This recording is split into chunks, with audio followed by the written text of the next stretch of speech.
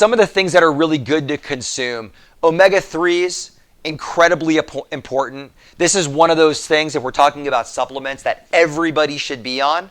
You can get this tested. There's a great company called OmegaQuant for $50.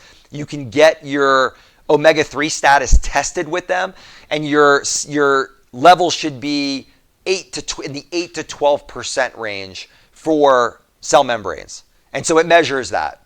But this is one of those things where, like, it's an essential fats that we all need, and we're just not consuming them enough in our diet anymore. We don't have enough fish like wild salmon and tuna. And if you do have enough of a lot of those things, you end up with metal toxicity because our oceans are so polluted. So it's very difficult. So omega-3s is one of those, like, just across the board supplements that I feel like everybody should be taking. Extra virgin olive oil, amazing.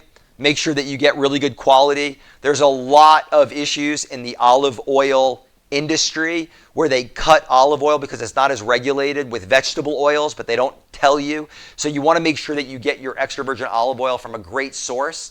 You can get good olive oil from the grocery store.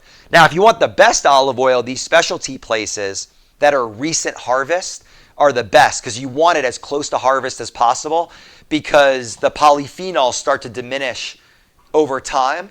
But there is good olive oil in the grocery store, but you want to look for the certified olive oil on it. There's a little label on it that will say it's certified olive oil, means it's been tested and it's legitimately 100% extra virgin olive oil.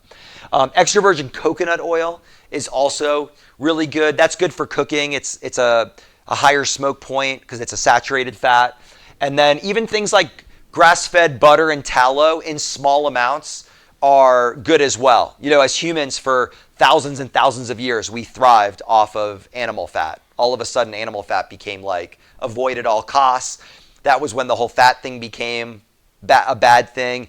McDonald's originally used to cook their potatoes in beef tallow, but then when they started getting outspoken about how, quote, bad animal fats are, they switch to the vegetable oil and peanut oil and stuff, which is just horrible for you. So these kinds of things in small amounts are great, especially for cooking.